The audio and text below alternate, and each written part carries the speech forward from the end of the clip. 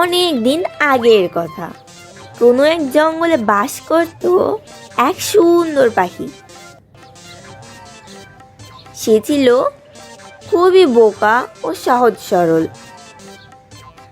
কোনো রকম চালাকি সে বুঝতো না। সে খাবার জোগাড় করে খেত আর বাসায় থাকতো। এভাবে খুব ভালোভাবে তার দিন কাটছিল।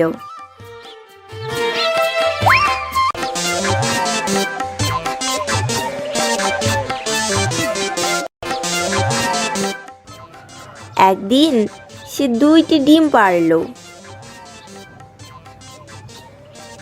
গাছ থেকে একটু দূরেই ছিল একটি শিয়াল। সে ওখানেই থাকতো। সে ছিল ভীষণই চালাক ও দুষ্টু। সে সবাইকে বোকা ও ভয় দেখিয়ে নিজের খাবার জোগাড় করত। তার কাছে খবর গেল পাখির বাসায় 2টি ডিম আছে। পাখির বাসায় ডিম আছে দেখে শিয়ালের অনেক লোভ হলো। সে বলল, কতদিন হলো পাখির মাংস খাই না। পাখিটা তো দেখছি 2টি ডিম পেয়েছে। ছানাগুলো বড় হোক, তারপর পাখিটিকে ভয় দেখিয়ে ওর বাচ্চাগুলোকে খেয়ে নিব। হা হা হা হা হা।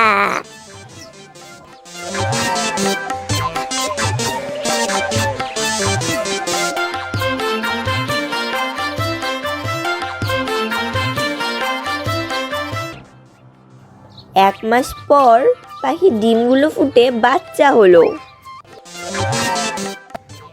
তখন শিয়াল পাখিটির বাসার নিচে গিয়ে বলল, ওই পাখি, তোমার বাচ্চাগুলোকে দাও।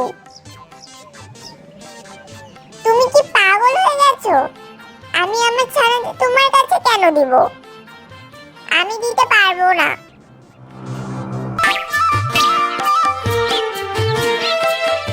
তখন দুষ্টু শিয়াল গাছের কাছে এসে ওঠার ভান করে বলল, আমি যদি গাছে উঠি তাহলে তোকে ছাড়বো না। আর তোর ছানাগুলোকে তো খাবোই, তার সাথে তোকেও আমার পেটে আসতে হবে। তাই বলছি, তাড়াতাড়ি তোর বাচ্চাদের আমার কাছে নিচে ফেলে দে। আমি কিন্তু বাপু এক কথা বারবার বলতে পছন্দ করি না। সহজ সরল পাখি নিজের প্রাণের ভয়ে তার বাচ্চা দুটোকে শিয়ালের হাতে তুলে দিল। বাচ্চা দুটি নিচে পড়া মাত্র বাচ্চাগুলোকে শিয়াল কপ কপ করে খেয়ে ফেললো। বাহ বাহ বাহ, কতদিন পর পাখির মাংস খেলাম। পাখির মাংস খেয়ে অনেক তৃপ্তি পেলাম। তোকে অনেক ধন্যবাদ।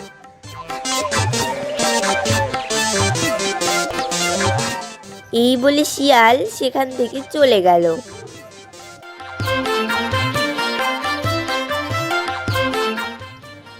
2 মাস পার হয়ে গেল। 2 মাস পর পাখিটি আবার ডিম পাড়ল।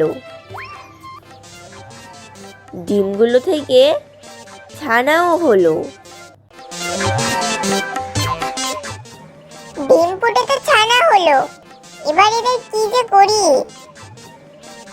এদের কি বাঁচাতে পারবো, নাকি এদেরও কোনো দুষ্টু প্রাণী এসে খেয়ে নিবে? ওই শয়তান শিয়াল আবার যদি আসে আমার বাচ্চাদের খেয়ে নিতে চায়, তাহলে তো আমাকে বাধ্য হয়ে আমার বাচ্চাদের দিয়ে দিতে হবে। চিন্তায় চিন্তায় পাখির ঘুম আসে না। সে চিন্তিত মনে বসে আছে। ঠিক তখনই সে পথ দিয়ে যাচ্ছিল এক সারস। সারস যাচ্ছিল নদীর দিকে। নদীর পাড়ে সারসের বাসা। সারস পাখিকে চিন্তিত দেখে পাখিকে জিজ্ঞাসা করলো, কি গো পাখি ভাই, তোমার এত চিন্তিত লাগছে কেন? কি হয়েছে?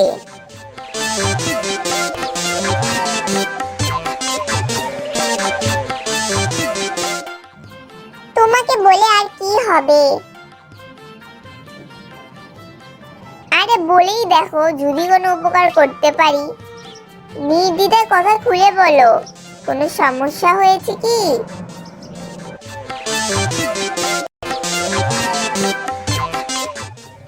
পাখি ওর চিন্তার কারণ সারসকে খুলে বলল। সারস পাখির কথা শুনে বুঝতে পারল যে সে শিয়ালের খপ্পরে পড়েছে। পাখিকে সহজ সরল পেয়ে শিয়াল পাখিকে বোকা বানিয়েছে। হাই হাই হাই, এ তুমি কি করেছো? তুমি তোমার বাচ্চাদেরকে শিয়ালের কাছে কেন দিয়েছো? তুমি যদি তোমার বাচ্চাদের শিয়ালের কাছে নাও দিতে, তাহলেও সে তোমার কিছুই করতে পারতো না, কারণ সে কখনোই গাছে উঠতে পারবে না। সে তোমাকে ধোঁকা দিয়ে তোমার বাচ্চাদের খেয়ে নিয়েছে। সে অনেক চালাক। শোনো, এবার যদি শিয়াল এসে ধমক দিয়ে ভয় দেখায় আর তোমার বাচ্চাদের খেয়ে নিতে চায়, তাহলে তুমি ওদের কড়া জবাব দিবে। মনে রাখবে, সে কখনোই গাছে উঠতে পারবে না,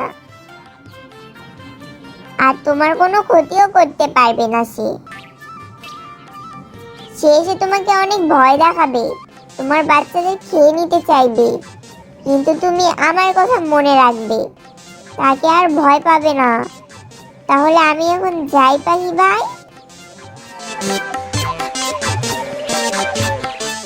এই বলে সারস সেখান থেকে চলে গেল।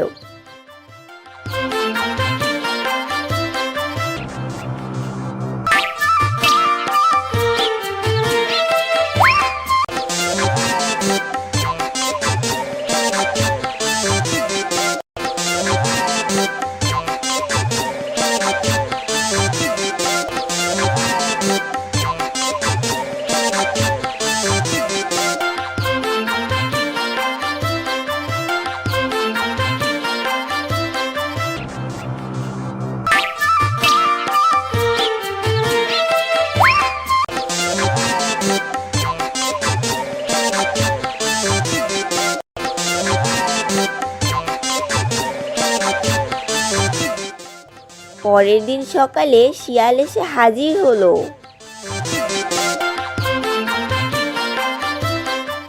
ওই বেটা পাখি, তাড়াতাড়ি তোর বাচ্চাদের নিচে ছুড়ে দে, আমার অনেক ক্ষুধা লেগেছে, তাছাড়া আমার অনেক কাজও আছে।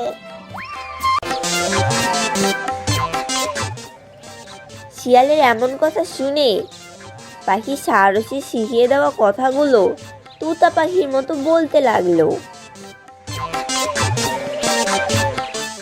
আমি তোমাকে আমার বাচ্চা দিব না।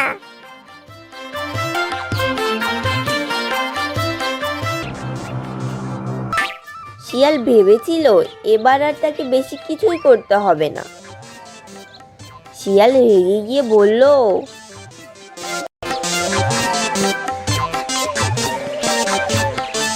কি বললি? তুই আমাকে তোর বাচ্চা খেতে দিবি না? আমি যদি গাছে উঠি, তাহলে দেখবি আমি কি করতে পারি।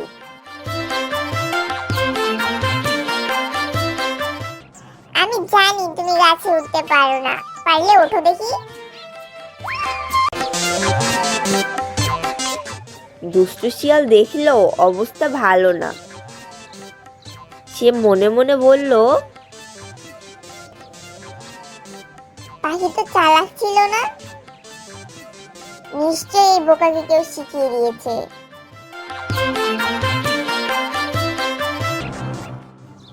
তখন চালাক শিয়াল নরম গলায় বলল,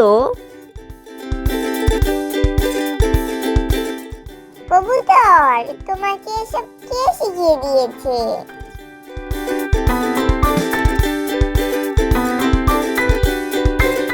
সহজ সরল কবুতর মুখ ফুটে বলেই ফেলল,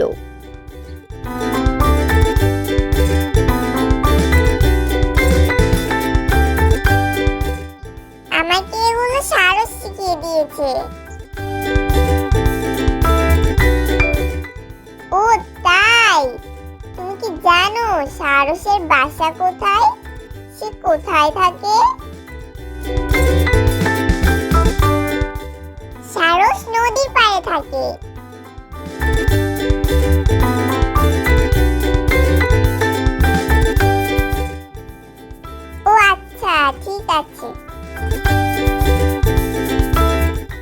এই বলে শিয়াল নদীর পাড়ে যেতে লাগলো সারসের সন্ধানে।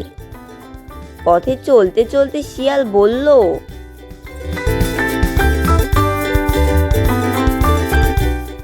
বেটা সারস, দেখবি এবার কত ধানে কত চাল।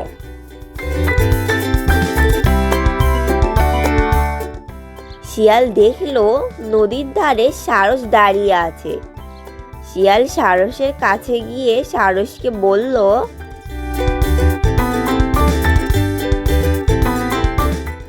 কেমন আছো সারস ভাই?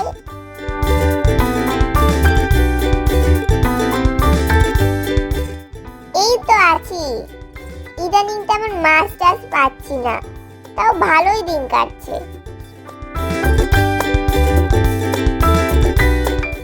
এভাবেই তারা দুইজনে নদীর ধারে আড্ডা দিতে লাগলো। গল্পের এক পর্যায়ে শিয়াল সারসকে বলল,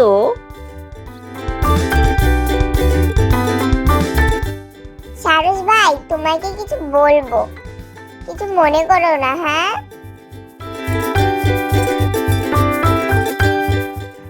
না না, কিছু মনে করবো না, তুমি বলতে পারো। সারস ভাই, আমার মনে হয় পৃথিবীতে যত পাখি আছে সব থেকে তুমি বেশি সুন্দর। কত সুন্দর তোমার ঠোঁট, আর পা দুটোর তো কোনো তুলনাই হয় না। আর তোমার ডানা দুটো কি মনোমুগ্ধকর। তোমার চেয়ে আর কোনো পাখি সুন্দর হতেই পারে না, তুমিই হলে সব থেকে বেশি সুন্দর।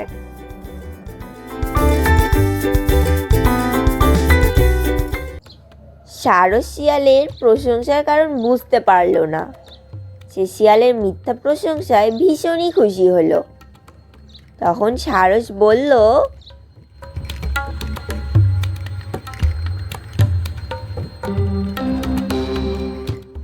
আমাকে লজ্জা না দিলেই কি নয়?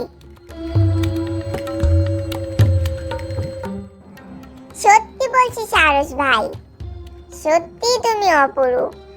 আচ্ছা সারস ভাই, তুমি তো নদীর পাড়েই থাকো, তাই না? যখন তোমার ডান দিক দিয়ে প্রবল বাতাস হয়, তখন তুমি তোমার ঠোঁট কোন দিকে রাখো?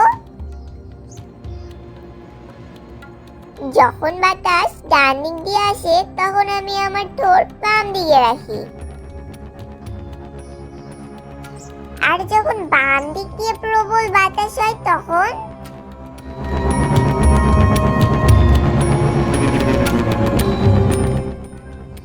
যখন বাতাস বাম দিক দিয়ে আসে, তখন আমি আমার ঠোঁট ডান দিকে রাখি। সত্যি সারস ভাই, তোমার অনেক বুদ্ধি। আর যখন বাতাস ডান বাম উভয় দিক দিয়ে আসে, তখন তুমি কি করো?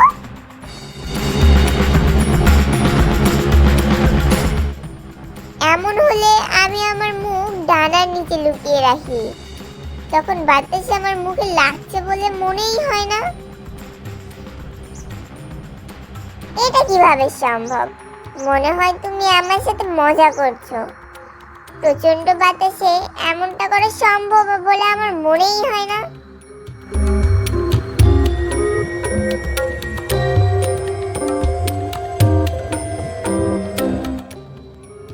শিয়ালের কথার মাঝে ছিল জিলাপির প্যাচ, কিন্তু সারস তা বুঝতে পারল না। হ্যাঁ, এটা আসলেই সম্ভব।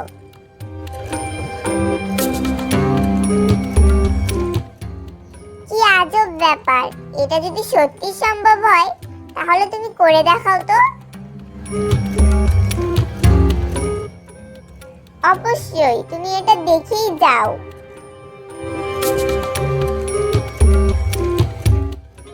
এই বলে সারস তার মুখ ডানার নিচে ঢুকিয়ে নিল। আর চালাক শিয়াল এই সুযোগেরই অপেক্ষায় ছিল। তখন শিয়াল সারসটির উপর হামলা করে সারসটিকে খেয়ে ফেলল।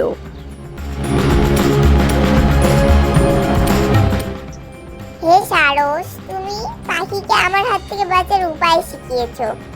কিন্তু তুমি নিজেও জানো না নিজেকে বাঁচানোর জন্য বুদ্ধির প্রয়োজন হয়।